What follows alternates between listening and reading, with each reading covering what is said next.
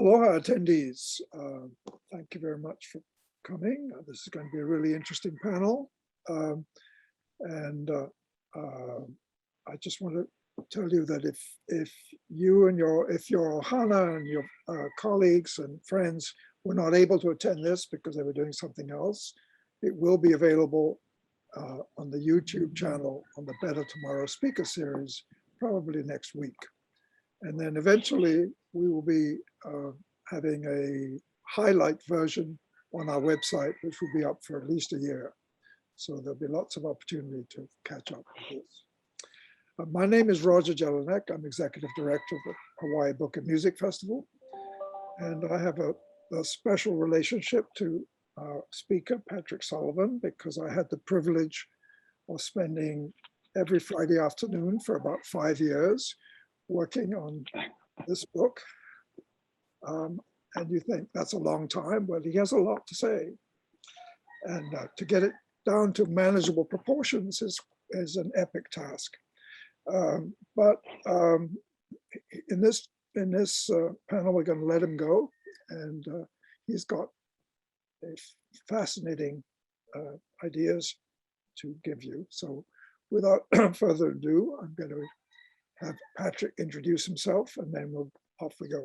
Aloha, and thank you, Roger, and thanks for putting this together and your dedication to this Hawaii Book and Music Festival too. So it's doing really great. Appreciate it.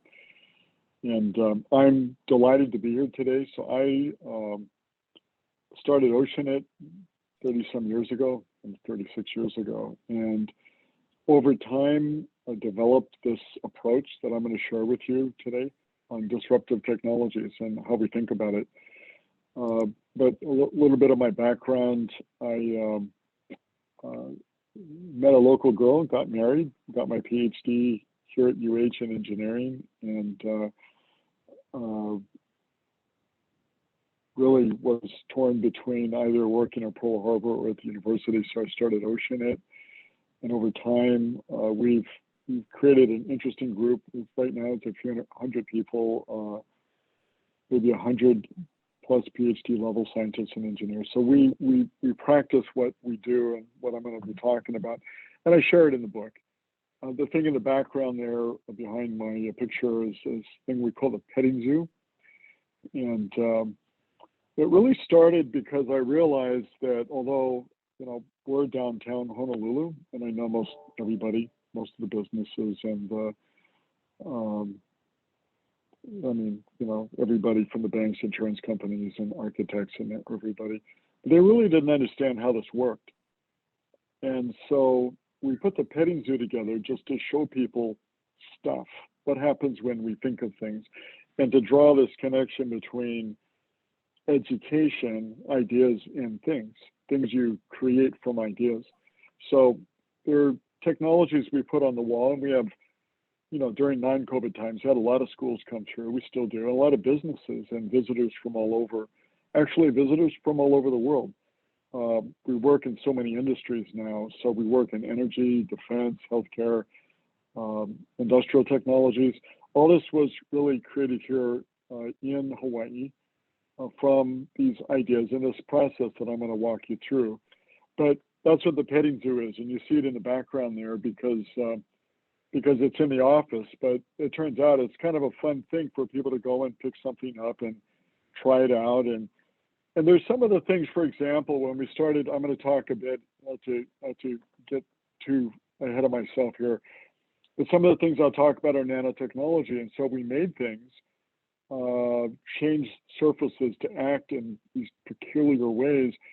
We made almost little toys to play with, and we still have some of those on the wall too, because it's kind of like you roll a bead of water on this thing, you think, wow, that's really weird why it does that. And those are some of the early things that go into this innovation process. But those are things we make, and some of those are actual technologies we actually go and sell commercially today. So it's a wide range of things. With that said, I thought I would share some slides. And so it's really how we create these disruptive platform technologies. And I thought I would start with this idea of what a platform technology is. And this is kind of out of the the internet. It's really technologies, a group of technologies used as a base or infrastructure for applications, technologies, and processes. So what you've got on the left is this idea of applied research. We call it fundamental research. Again, this kind of comes from something that's online. You create these enabling technologies, you produce things, and then you create a variety of products. And this is something that has been going on forever and ever. And it's something we do, and we're actually pretty good at it. But what's interesting is it's something a lot of people can do.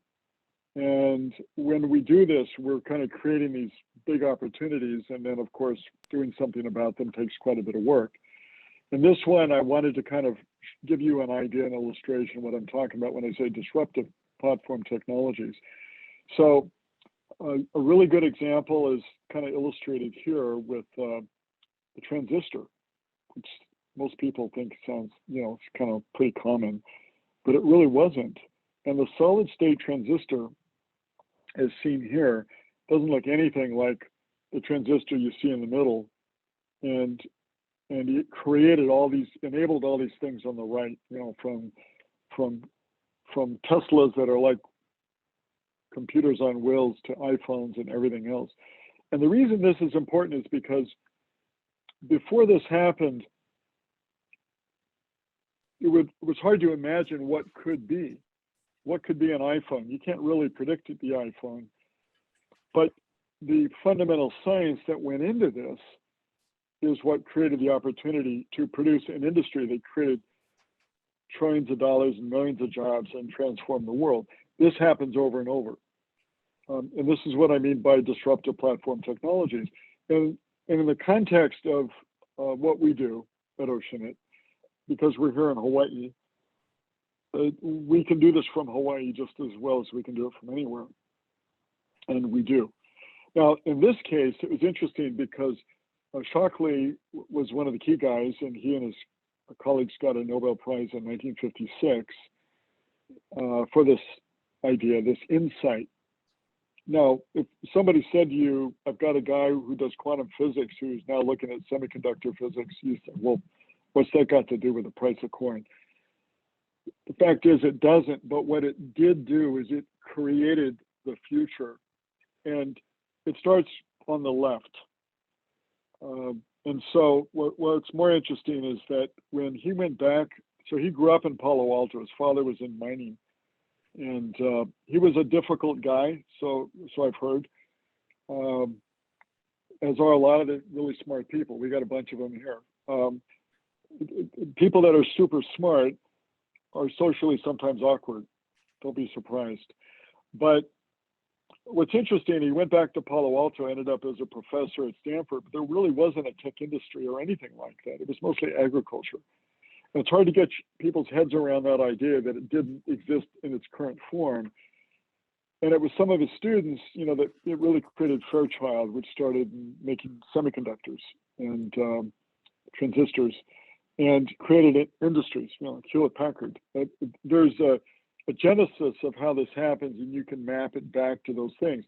But they were mostly in agriculture. And it was a nice university. It wasn't what it is today. Things change. And I can trace this kind of thinking back to so many places. One of my personal experiences was at University of Colorado in Boulder, where I did my undergraduate.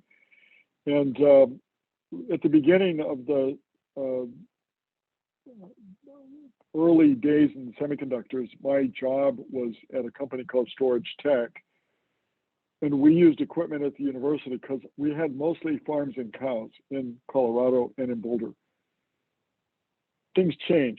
And so for people, especially in Hawaii, but everywhere, it's important to kind of get your heads around how things change. But they start with these interesting ideas, which goes to what we do. We call mind and mark. We think of things, as you see on the left, is the opening slide, but these areas we call transdisciplinary mind, transdisciplinary thinking. And then we have a process to move them into the marketplace. And that's what's talked about in the book. This is how we start thinking about disruptive innovation, things with high pain and low certainty. So it's a little counterintuitive because there's nothing wrong with application innovation. So I've got a red pen, I make a blue pen, and there's a great market for blue pens. That's a wonderful idea, and it could be a great market. What we're talking about is how do you frame up something that is worth your effort to try, even though it's never been done. Something with high pain, which means somebody has to fix it, and low certainty. So by high pain, an example I've used is, if an asteroid's going to destroy the planet, we'll send Bruce Willis because it's better than nothing. And we've exploited this idea, but this is how we start thinking about it. And we've created this concept of a portfolio to manage risk. A lot of economists talk about portfolio management and risk. This is a risk-adjusted portfolio of technology and broken up into these buckets of interesting, challenging, and disruptive. So there's three flavors of risk. There's technology risk, execution risk, and market risk. Roughly half of the risk is in market. So if you think about that for a second, if half of the risk is in market, it's kind of a crapshoot when you start something. Is the market going to be at the right place at the right time where this could matter? It is a real issue. The way we manage it is with a portfolio. And it's hard to manage a portfolio like this, but that's literally what we do.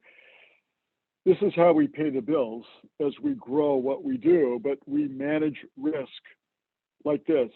And it skews to disruptive because it turns out we're pretty good at it. And we have a process. I'm going to share some of that with you.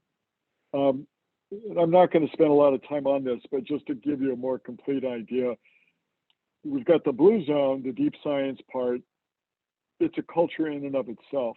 It's around curiosity, discovery, exploration. And then on the right, you've got the green zone, which is really around the product and end users, things that people can use that matter to them. And it's separated by this thing we call the rock and roll zone, because it's a highly nonlinear connection between these two cultures. Now, we use design thinking to create a common language between these cultures, but this is what we do, manage this environment. And by using a common language, we create an appreciation for why one person in one zone is important to a person in another zone. And it kind of addresses an issue. A lot of universities and national labs, for example, 90+% of everything they do never sees the light of day. And that's not the case here, but that's because there's no cultural appreciation. There's no common language in between what they do and the rest of the world that actually could use what they've got. I'm not going to go through this, but I put it up there to show you there's actually a process. And the two key things kind of to take away is this idea between convergent and divergent thinking. Divergent thinking is kind of open, blank piece of paper, and convergent thinking is where we kind of say, now give me a thing by a date. So it's this combination of those two that we manage, and it follows this process. I talk a lot about it in the book, but I'm not going to spend a lot of time on it today because I've got maybe a higher level way to talk about it, but hopefully to bring people through this so that maybe it's something that's accessible that you can think about it and try to deploy or to work with. Now, we kind of follow this process, and this is where I get a little more technical and I'll spend more time. Ideas, programs, projects, products. That's kind of the migration of what we do. And these little boxes or bubbles here are kind of how we fund it. So we've created enough capital at Ocean that we fund our early ideas because they're generally way too risky for anybody. On the left axis is risk. On the right side is benefit, and then on the x-axis is time. So the risk is quite high in the beginning, but over time we drive that risk down. And over time, the benefit in the beginning is nothing, but in time the benefit goes way up. That's what we do.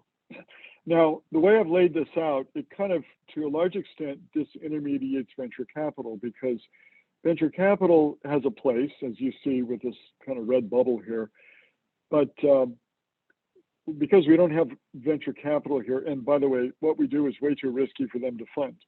They're really not risk takers. Venture capital works best when everything is fully baked. It's just put in money, turn the crank, and make more money. That's kind of what they're built for. Well, no matter what they tell you, that's honestly my experience with it. But we start with this area of ideas, and ideas are so important. But ideas are things people are almost afraid of. So it kind of looks like this, right? You've got the left side here is really research and development. The right side is more commercialization. And again, we start with what is interesting and important.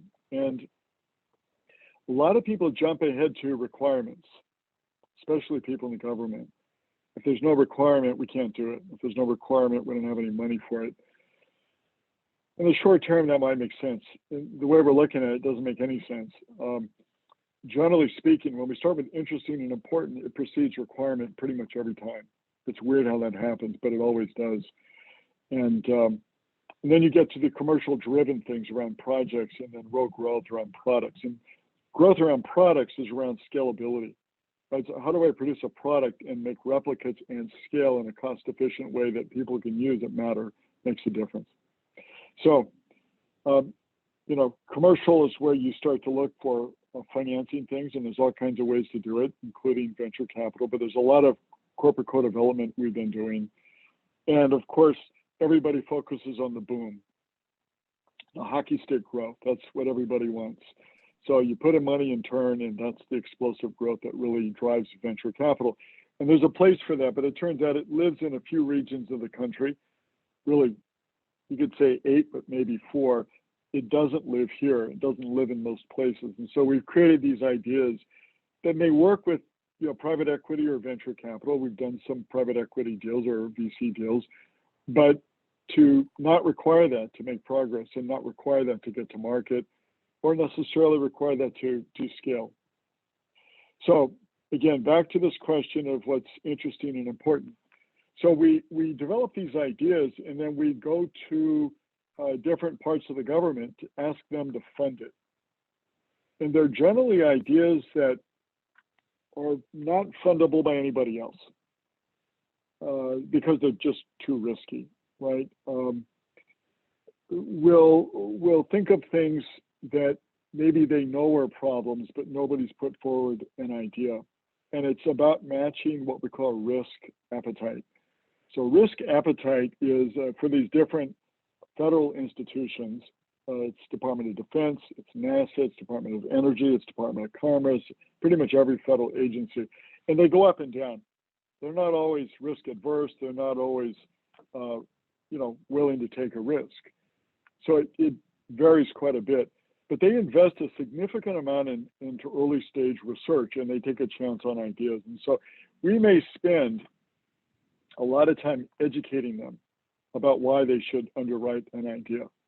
And one of the ideas I'll be talking about in what we're doing with our test for COVID, and this idea of mathematically designed therapies, for example. We spent about 1.5 years trying to educate DARPA on why they should fund it. DARPA, Defense Advanced Research Project Agency, is considered kind of the high-risk arm of the Department of Defense. They can be really wimpy sometimes, and they're really not always willing to take a risk. And so we may have to convince them it's worthwhile in order to produce a profound result. So we actually did that, and I'll review that in a bit. But there's several agencies that will do this. And right now, for example, Department of Energy is really pushing hard on climate. It will take a risk on things that nobody will. Department of Defense has certain critical problems they will take a risk on too. Again, going back to this problem of, so, again, it sounds almost trite, but, if a meteor is going to hit the Earth, if you don't send up Bruce Willis, hopefully you got an idea, a better idea, but you better do something. And so we think about those things. But anyway, the government will put money into those things. And it's a really important thing. And by the way, this is historic. This goes back over time and pretty much everywhere. And on top of it, what's interesting is we work, for example, with Office of Naval Research, ONR, which is really the oldest research organization in the US. And they will underwrite ideas sometimes. You know, they fund universities and national labs and things too. But, you know, there's agencies out there that are really trying to think hard about how to make a difference and solve a problem. Now, I'm going to start with a nanotechnology journey, but I thought I would kind of put this up here because this is a Nano Surfboard. We were talking about nanotechnology a long time ago. We thought it was a really interesting and important thing. And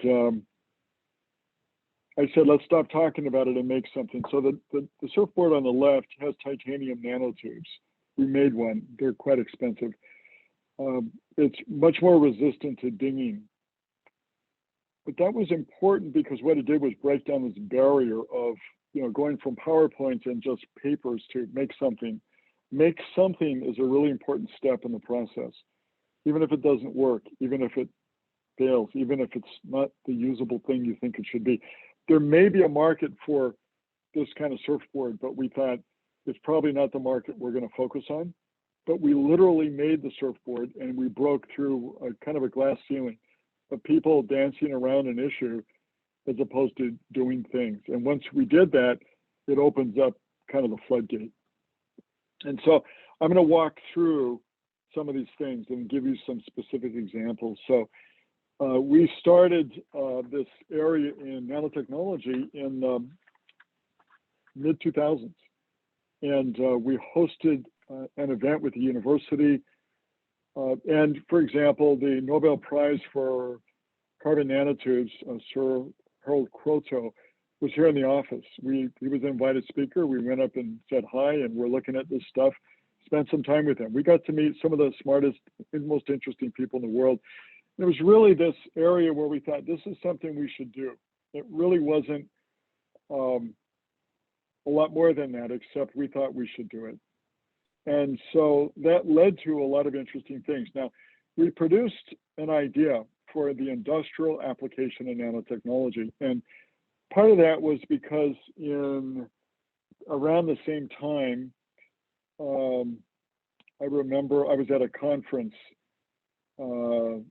and there was MIT had a very cool display of ketchup coming out of a bottle with nanomaterials, and the ketchup flowed right out, didn't stick. And there was somebody there from, I think it was more of an industrial energy business. And they kind of rolled their eyes because it's like, well, the ketchup bottle is cool, but that doesn't help me. And around the same time, we were thinking, and there was an issue in Hawaii about bracking base realignment and closure, Pearl Harbor. So it seems like an unthinkable thing. Lay off 5,000 people and do all the ship repairs in Maine. That was a real issue on the table. I know that's hard to fathom today, but these things happen. And so we said, what if we produced an industrial version for shipyards? And we went and convinced ONR and others that that would be a good idea. And it was interesting because they were locked in a maybe 50 years ago of thinking, maybe longer, in how they did business. And so we explored these ideas. And out of that came all these projects and really interesting early products, you know, things we did, we made. And I'm going to review some of the things we're doing today, but that's kind of how we started out with this. It was an interesting and important idea, which we thought we should do. And we had all kinds of cool stuff we thought we'd do, but then we were looking for, okay, where would we focus? And this industrial area was something nobody really had a handle on. And the ketchup bottle was cool, and there were some really cool things. But other than that, there wasn't much going on except this cool stuff. And we thought,